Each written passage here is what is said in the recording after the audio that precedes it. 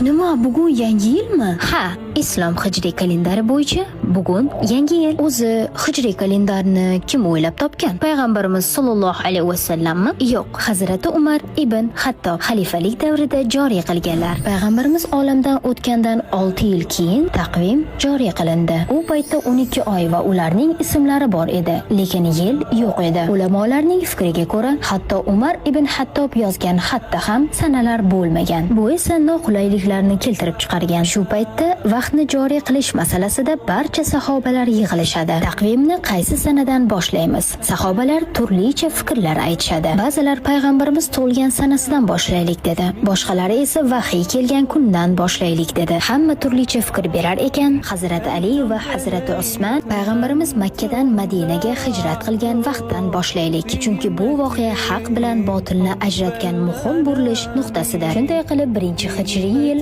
Makka dan Madinaga qilingan hijrat kunidan boshlandi va 1-oy esa Muharram oyidir. Hoziroq menga obuna bo'ling, islom tarixini birga o'rganamiz. Ma'assalama.